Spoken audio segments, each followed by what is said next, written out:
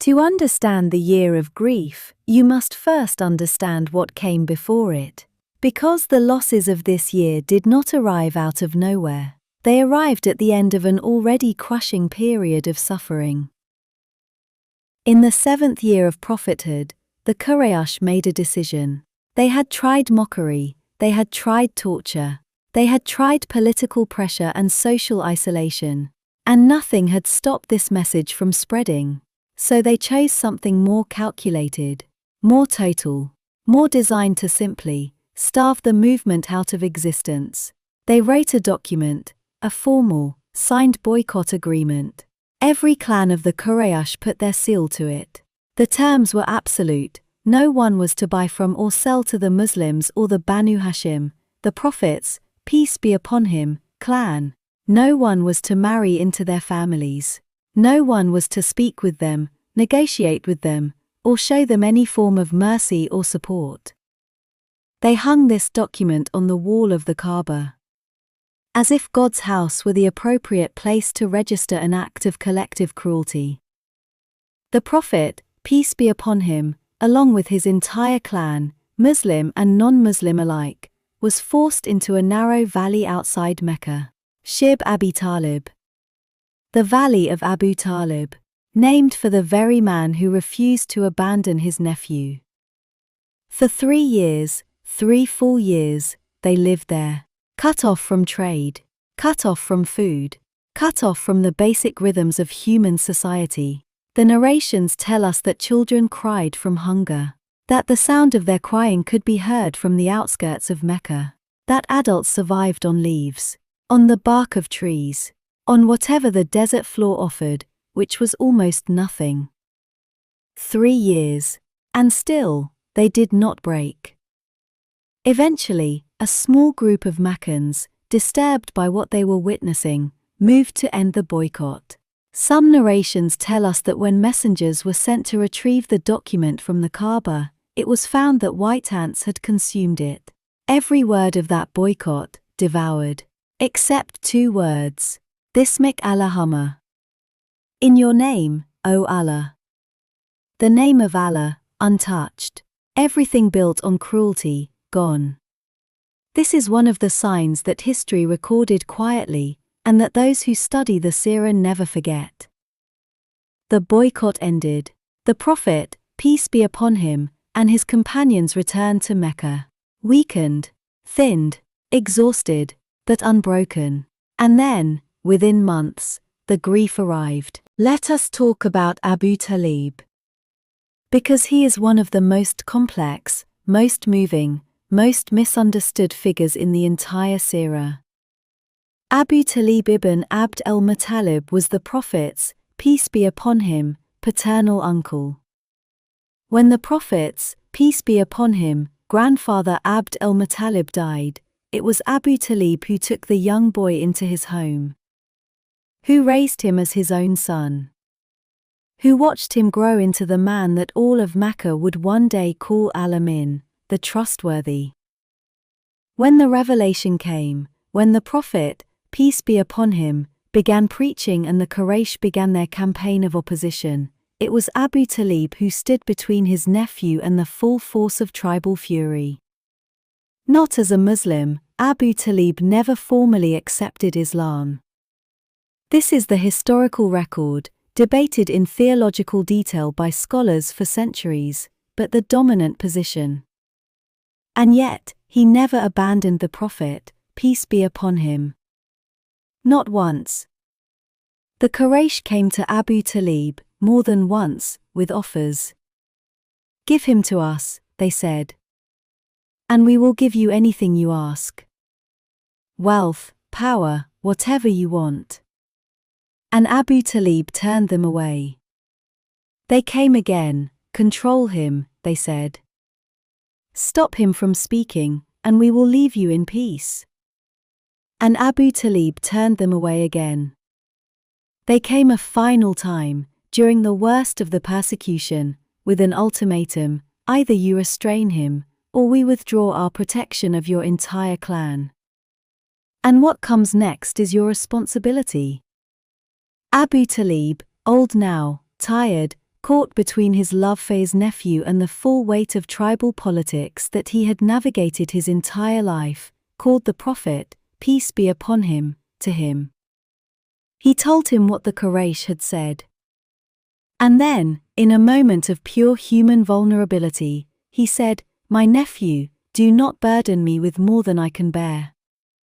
And the Prophet, peace be upon him, his eyes filling, said words that are among the most powerful in the entire seerah, "O my uncle, by Allah, if they were to place the sun in my right hand and the moon in my left, on condition that I abandon this matter, I would not abandon it until Allah makes it prevail, or I die in its service."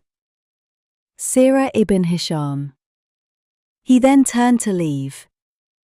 And Abu Talib, watching his nephew walk away, felt something move inside him. He called him back, and he said, "Go, my nephew. Say what you wish, by Allah, I will never abandon you." Seerah ibn Hisham. He never did. Through 3 years of boycott.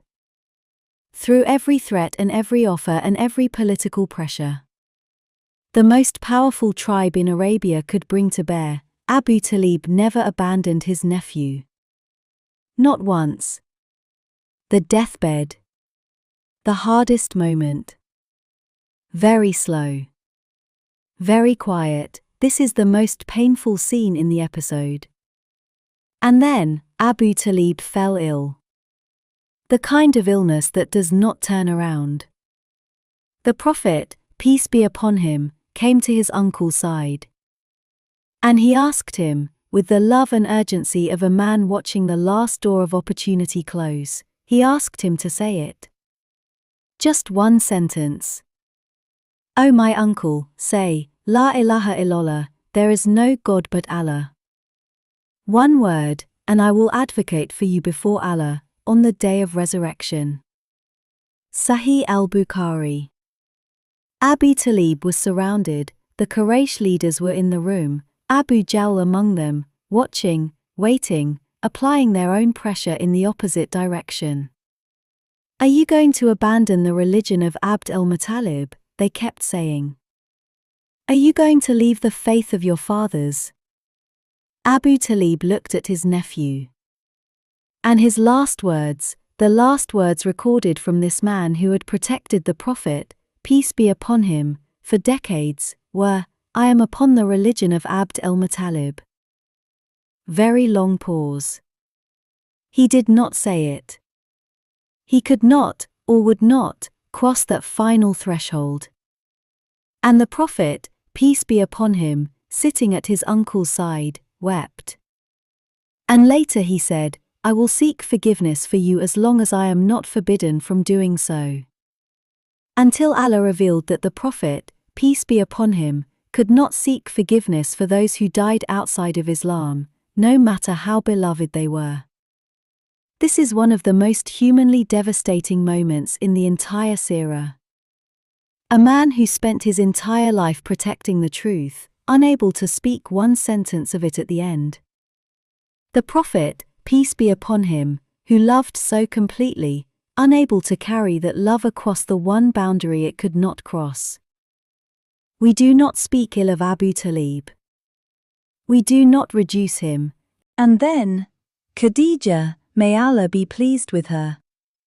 How do you describe a person who was, for 25 years, the entire world of another person? How do you put into words what it means to lose the one who believed in you first? The one who held you when you were trembling. The one who spent her wealth, all of it, for a cause the whole world was against. The one who, when you doubted yourself most deeply, looked at you and said, "You are not a madman. You are not deceived. Allah would never disgrace you." Khadijah bint Khuwaylid, may Allah be pleased with her. The first Muslim on the face of this earth. The mother of the prophets, peace be upon him, children. His partner in the most extraordinary mission any human being has ever been given. She was not young when she died. She had lived a full, remarkable life, a businesswoman of extraordinary capability, a widow who had built her own independence in a world that did not celebrate independent women, a woman who chose Muhammad, peace be upon him, when she could have chosen anyone. She was approximately 65 years old when she died. The Prophet, peace be upon him, had been married to her alone for 25 years. 25 years of one woman. In a society where multiple marriages were the norm, where men of his standing routinely had several wives, he had eyes only for her. And when she died, the house went silent in a way it had never been silent before. What the Prophet, peace be upon him, said about her after she was gone. Very tender. Very slow. Years later, after her death, the Prophet, peace be upon him, would still speak of Khadijah, may Allah be pleased with her, in a way that made those around him stop and listen. He would slaughter sheep and distribute the meat, specifically, to the friends of Khadijah, may Allah be pleased with her. Her old companions. The women who had known her. As if keeping her alive in the world by honoring the people she had loved. Aisha, may Allah be pleased with her, who became the Prophet's, peace be upon him, wife years after Khadijah's, may Allah be pleased with her, death, once said, with the honesty of a woman who loved deeply and therefore also felt the sting of comparison, I was never more jealous of any woman than I was of Khadijah, though I never met her. Never met her. And still, the presence of that woman filled the home so completely that Aisha, may Allah be pleased with her, felt it decades later.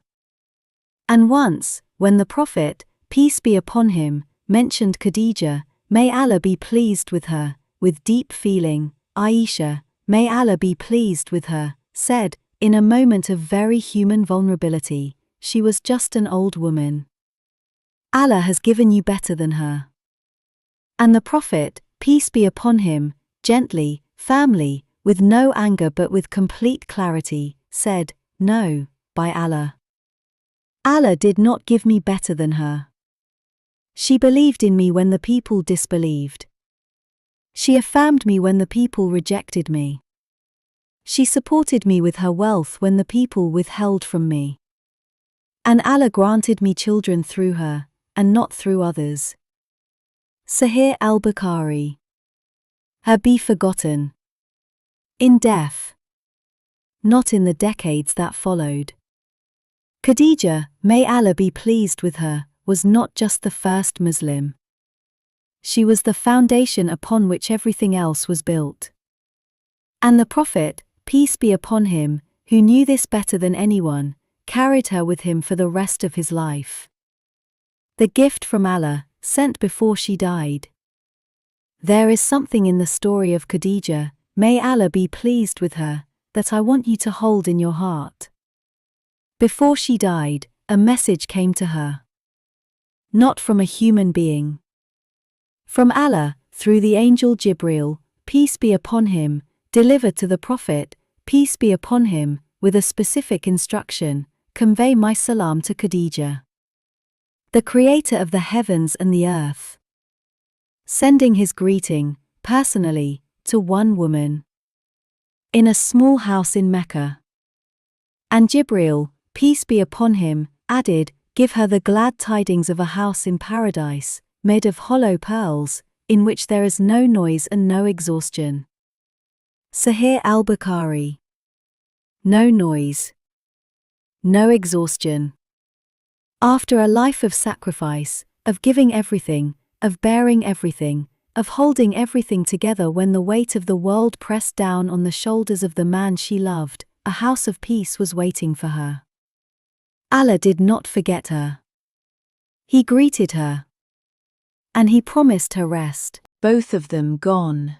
Abu Talib, the shield, the protector, the one whose name alone had kept the Quraysh from crossing the final line. Khadijah, may Allah be pleased with her, the pillar, the believer, the home, gone, both of them, within weeks. The Quraysh, who had always operated with a degree of restraint while Abu Talib lived, now felt the restraint lift, and they acted accordingly. The Prophet, peace be upon him, was pelted with dirt in the street, insulted in public with a cruelty that had been previously held back, however slightly, by the presence of Abu Talib. He came home one day with dirt on his head, and one of his daughters, it is narrated, wept as she cleaned it from his hair. And the Prophet, peace be upon him, said to her, gently, with a steadiness that breaks the heart precisely because it is so steady, "Do not weep, my daughter. Allah will protect your father." Sirah ibn Hisham. He was protecting her from his own pain. That is who he was. Even in his darkest personal moment, he was thinking about the people he loved. This is the man, this is the character, that even in grief, even in the year of grief, the concern flowing from him was not for himself. It was for the people around him. It was for his daughter, crying over the dirt in his hair. It was for the companions still enduring. It was for the Ummah that had not yet been born. The Prophet, peace be upon him, attempts to find support. Taif. This section should build carefully, because what happens at Taif is one of the most painful scenes in the entire Sirah. With the protections of Abu Talib gone, and Mecca growing increasingly dangerous, the Prophet, peace be upon him, made a decision. He would travel to Taif. Taif, a prosperous city east of Mecca, home to the powerful tribe of Thaqif. Perhaps they would listen. Perhaps they would offer protection. Perhaps here, in this city, the message would find ears willing to receive it. He walked to Taif, on foot, accompanied only by his adopted son Zayd ibn Haritha, may Allah be pleased with him.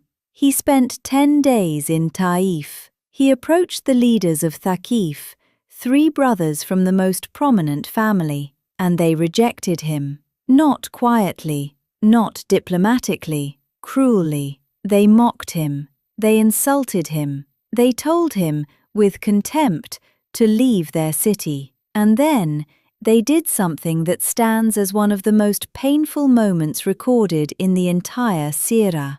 They set their servants and their street children upon him.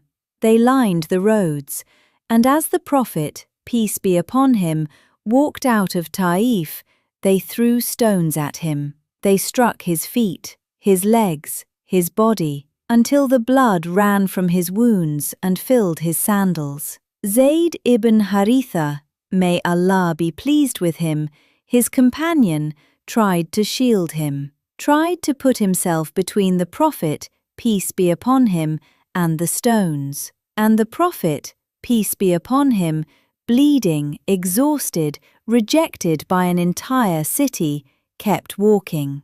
He walked until he reached a garden outside the city. He sat beneath a grapevine, and he raised his hands, and he made a dua so raw, so honest, so completely human, that 14 centuries later people read it and weep. The dua of Taif, the most human prayer in the Sirah. Read this with absolute tenderness. Do not rush a single word.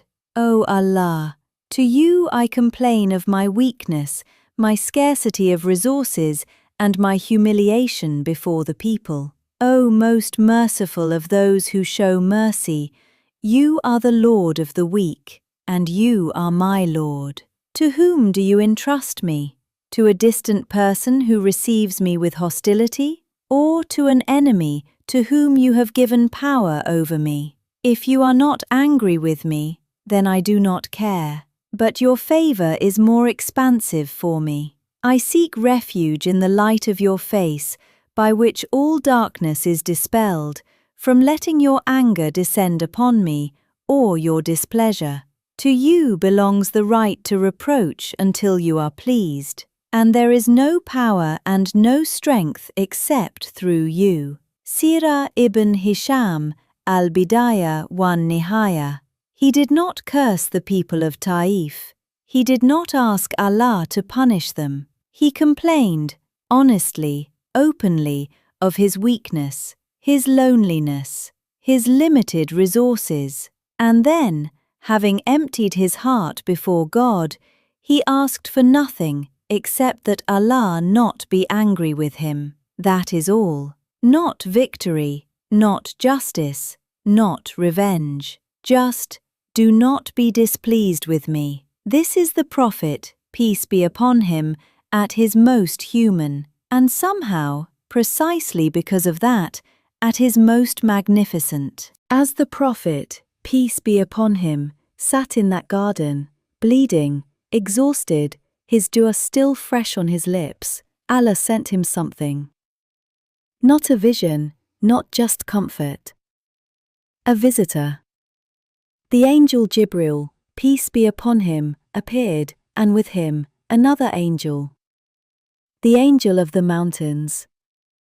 And the angel of the mountains said to the Prophet, peace be upon him, with a formality that carried the weight of divine authority. O Muhammad, Allah has heard what your people have said to you. And I am the angel of the mountains. Your Lord has sent me to you so that you may order me as you wish. If you wish, I will bring the two mountains together upon them. Sahih al-Bukhari. The two mountains surrounding Taif. Brought together. The entire city, the people who had lined the roads and thrown stones until his feet bled, crushed. The Prophet, peace be upon him, sitting in that garden, bleeding from wounds those very people had inflicted, looked at the angel of the mountains. And said, no. Rather, I hope that Allah will bring forth from their descendants people who will worship Allah alone and not associate anything with him. Sahih al-Bukhari. Very long pause. No, not destruction. Hope. Hope for the children of the people who had just driven him bleeding from their city. This single moment in a garden outside Taif, a man bleeding from stone wounds. Choosing hope over revenge. Choosing the future over the present.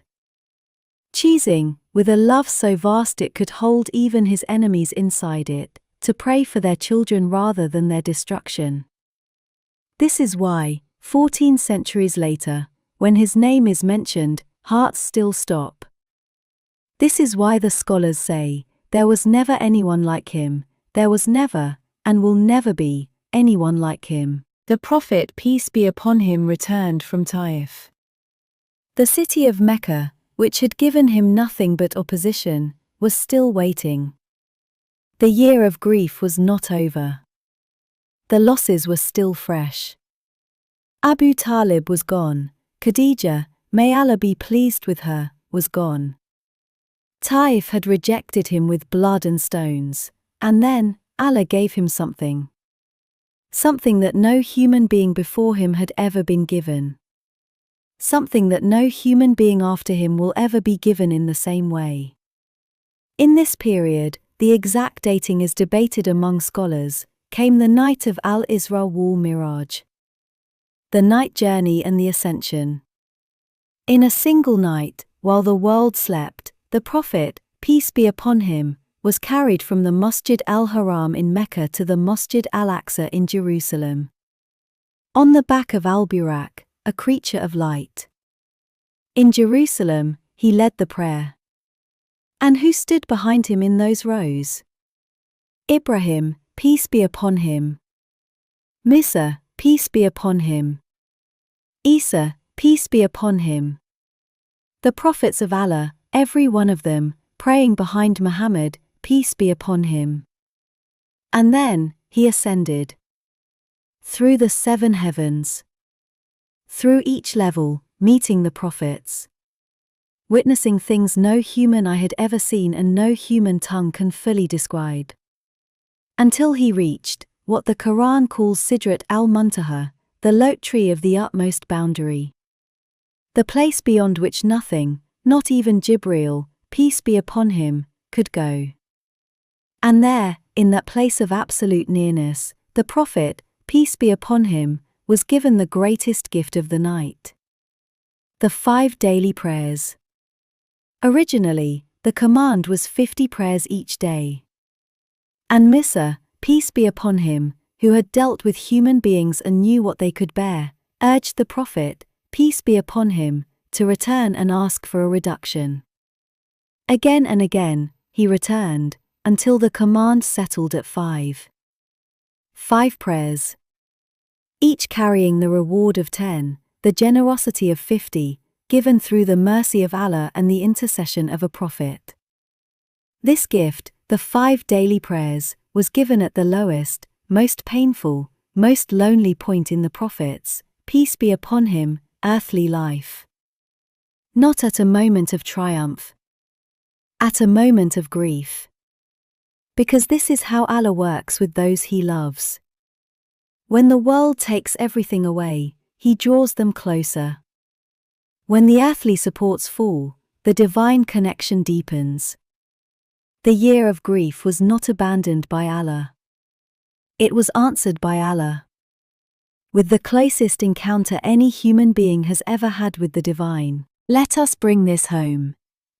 Because this episode, perhaps more than any other in this series, is speaking directly into the lives of people watching right now. Lesson 1. Grief is not a sign of weak faith. The Prophet, peace be upon him, grieved deeply, openly. He wept at Abu Talib's deathbed. He honored Khadijah, may Allah be pleased with her, for the rest of his life. He sat bleeding in a garden and poured his heart to Allah in words of raw, honest human pain. Grief is not weakness. It is the evidence of love. And the Prophet, peace be upon him, the greatest human being who ever lived, is your permission to feel it. Lesson 2. The people who believe in you before the world does are irreplaceable. Khadijah, may Allah be pleased with her, believed in the Prophet, peace be upon him, before anyone else did. And decades after her death, he still spoke of her with tears. Ask yourself, who in your life has believed in you before you believed in yourself? Have you told them what they mean to you? Do not wait for a year of grief to recognize what you have. Lesson 3. When every earthly support falls away, the divine connection deepens. The Isra wal Miraj came at the lowest point of the Prophet's, peace be upon him, earthly life. Not at a time of victory, but at a time of absolute loss. If you are in your darkest season right now, and everything around you seems to be falling, understand that this may be the season Allah is preparing you for the closest encounter with Him that you have ever had. The lowest points are sometimes the doorways. Lesson 4. Hope for your enemies is stronger than anger at them. In that garden in Taif, bleeding, exhausted, rejected, the Prophet, peace be upon him, chose hope for the children of his attackers over justice against them. And history vindicated him. Taif eventually accepted Islam. Your anger at the people who have hurt you is human and valid. But hope, real hope, the kind that prays for their children, is something else entirely. It is the highest form of strength. Lesson 5. Allah greets those who sacrifice for His sake. Jibreel, peace be upon him, came to Khadijah, may Allah be pleased with her, with a greeting from Allah Himself before she died. Every sacrifice you make, every comfort you give up, every wound you absorb, every year you endure for the sake of something real, is seen. Not just by history. By Allah. And He greets those who carry the weight. Hold on to these. Emotional climax. I want to take you somewhere. Close your eyes if you can. It is late in the year of grief. Abu Talib is buried, Khadijah, may Allah be pleased with her, is buried. The streets of Mecca are harder now, crueler, now that the shield is gone. The Prophet, peace be upon him, sits alone, not dramatically alone, not the isolation of a man who has given up. The quiet alone of a man who has loved deeply, and lost deeply, and is still here. Still walking, still praying. Still turning his face toward the heavens, with the certainty of a man who knows, even when he cannot feel it in his body, that he is not forgotten. And from that place of solitude, Allah lifted him. Carried him through the night sky, showed him Ibrahim, peace be upon him, and Musa, peace be upon him, and Isa, peace be upon him. Brought him to the place beyond which even angels cannot go. And gave him, as a gift, the prayer. The 5 daily conversations with God. The 5 moments every day when a human being can stop everything, the noise, the grief, the loss, the uncertainty. And simply stand before Allah and say, "You are here. I am here." And that is enough. Allahu Akbar. There is a reason the Prophet, peace be upon him, said about prayer, "The coolness of my eyes has been placed in prayer." Sinan al-Nasr. The coolness of his eyes. Not the obligation of his schedule, not the duty of his prophethood, the coolness of his eyes. The thing that calmed him, centered him, brought him home. In the worst year of his earthly life, Allah gave him the gift of coming home 5 times a day. And every Muslim who has ever stood in prayer since that night, is standing in the echo of that gift. Is receiving, right now, in this moment, something that came from the highest point any human being has ever reached. The year of grief did not end the story. It deepened it. And the Prophet, peace be upon him, who had lost so much, kept walking. Toward Medina, toward the community that was waiting to be built. Toward us. Episode summary. Today, we sat with the Prophet, peace be upon him, in the hardest year of his life. We watched the boycott end, only to have something worse arrive. We stood at Abu Talib's bedside, and felt the ache of a man who protected everything except the one thing that mattered most at the end. We honored Khadijah, may Allah be pleased with her, who Allah greeted personally, the woman whose faith became the foundation of a faith. We walked with the Prophet, peace be upon him, to Taif, and sat with him in the garden as the blood dried in his sandals and he raised his hands and poured his heart before God. We heard him choose hope over revenge. And we witnessed the night that Allah answered the year of grief, not with relief from pain, but with presence beyond all pain. In our next episode, the story begins to turn. A small group of people from a city called Yathrib, soon to be renamed Medina, come to Mecca for the pilgrimage season. They hear the Prophet, peace be upon him, and something in what they hear matches something they have been waiting for without knowing they were waiting. The groundwork for the greatest migration in Islamic history is about to be laid. The Pledge of Aqaba. The beginning of the end of the Mecca years. That episode will change the direction of everything. If this episode found you in your own year of grief, know that the Prophet, peace be upon him, was there first. Know that the dua he made in that garden, bleeding and alone, was heard. Know that Allah lifted him from the lowest point to the highest encounter. And know that the prayer you make in your darkest moment is heard just as clearly. Share this episode with someone who is in the middle of their hardest year. Not with a message. Not with an explanation. Just send it. Sometimes the most important thing one person can do for another is say, "You are not the first to feel this way. And you will not be the last to survive it." Until next time.